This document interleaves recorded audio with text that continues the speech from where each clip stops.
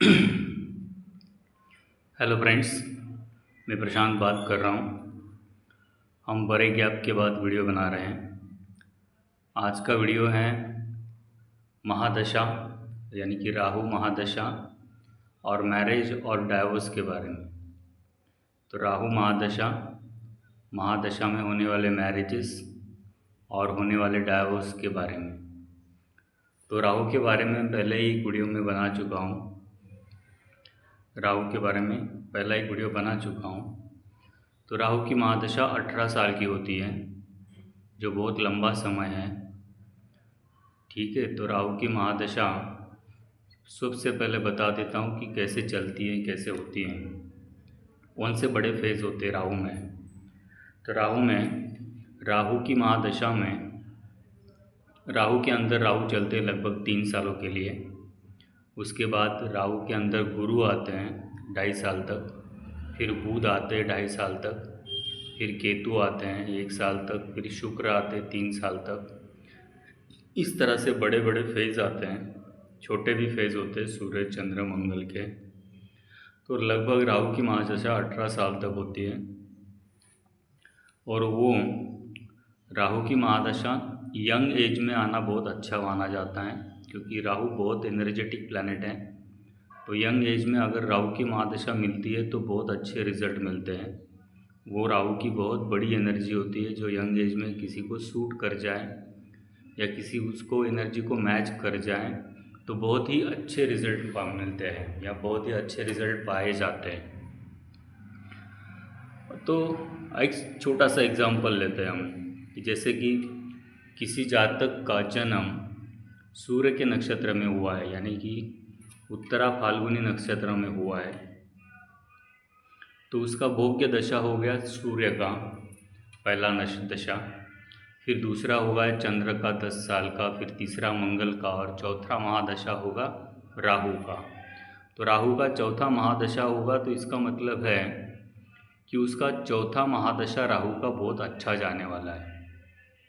खास करके उसके राहु पहले घर में उच्च के बैठे हो तो उसको बहुत ही अच्छे रिजल्ट मिलेंगे, बहुत स्ट्रांग रिजल्ट मिलेंगे। या फिर राहु थर्ड हाउस में है, ठीक है, तो राहु के बहुत अच्छे रिजल्ट उसको दिखाई देंगे। ठीक है, तो राहु उसके पढ़ाई में बहुत अच्छा रिजल्ट देंगे, उसको विदेश भेज सकते हैं।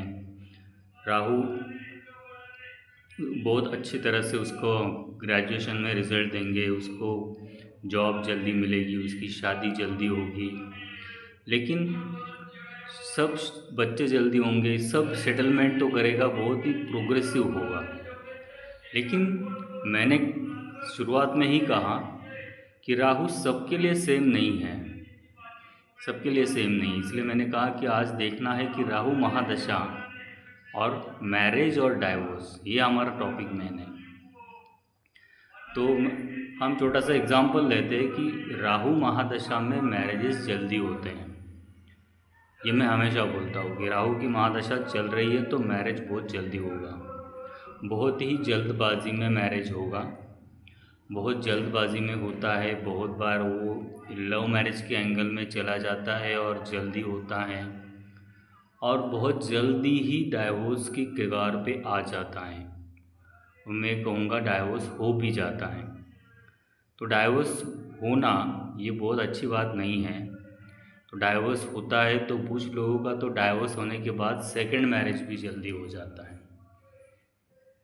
तो मेरा ये मानना है कि ये राहु के अंदर अटपटे से जो निर्णय किए जाते हैं बिना सोच समझ कर, या फिर गुण मिलान होता है, गुण मिलान के गुण भी मिलते हैं, फिर भी डाइवोर्स होता है।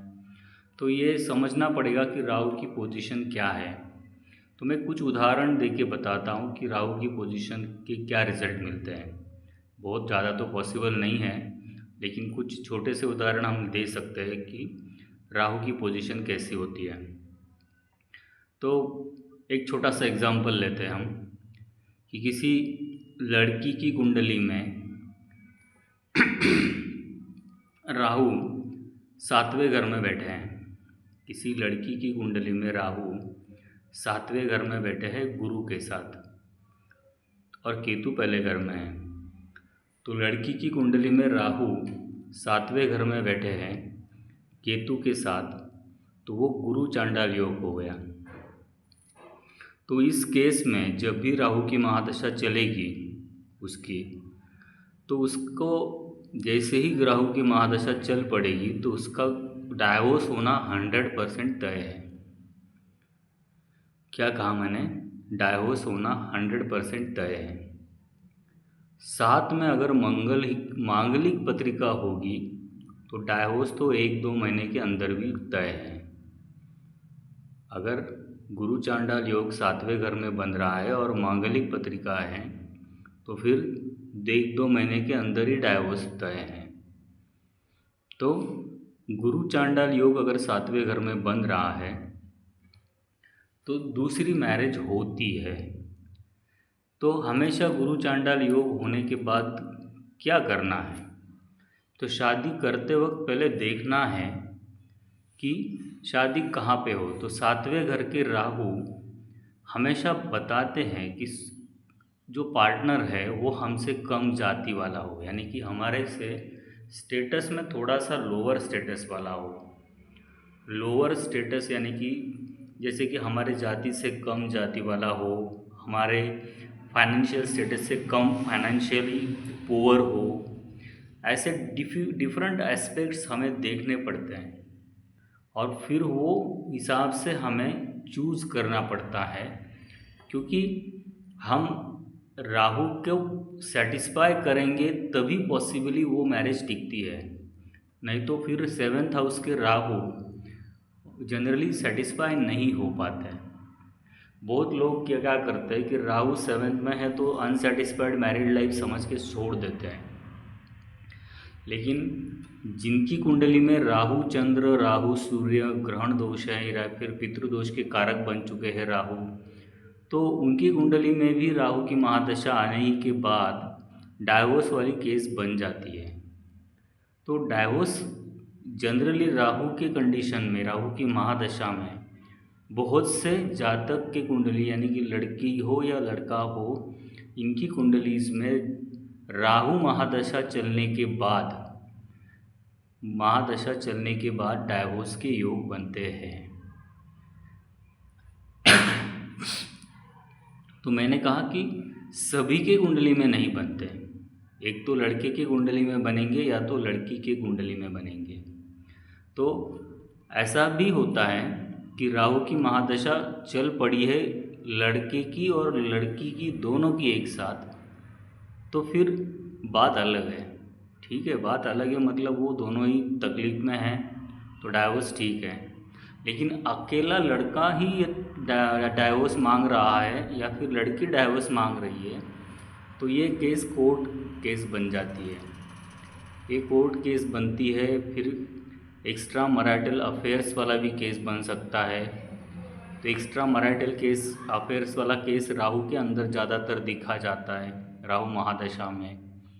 तो फिर बहुत सारी प्रॉब्लम्स क्रिएट होती है। राहु महादशा बहुत कुछ लेके आती है, बहुत पैसा लेके आती है, पब्लिसिटी लेके आती है, बहुत फेमस नेम फेम लेके आती है, फिर उसके साथ साथ बहुत बुरी चीज़ें भी लेके आती है। तो एक्स्ट्रा मैरिटल अफेयर्स वाले केसेस भी देखे जाते हैं, उसकी वजह से भी डाइवोर्स होते हैं।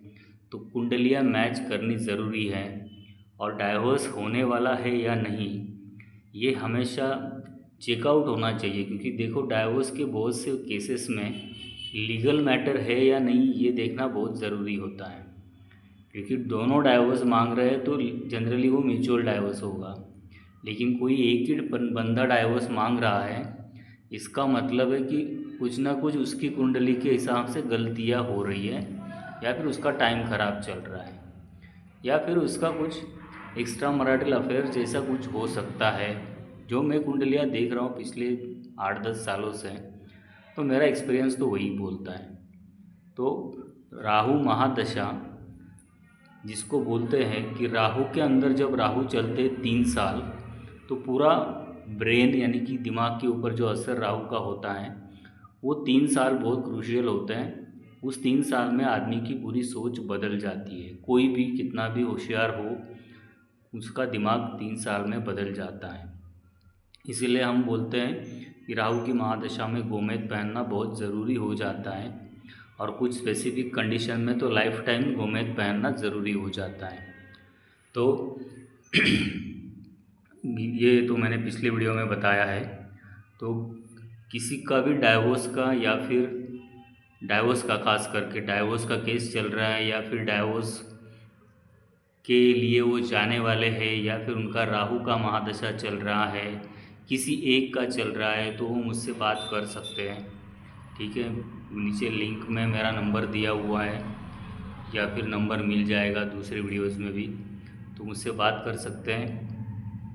ठीक है फ्रेंड्स, तो अगली वीडियो हम बनाने वाले हैं, नेक्स्ट वीडियो वो होगी एक्चुअली शनि की महादशा और डाइवोर्स। शनि की महादशा और डाइवोर्स।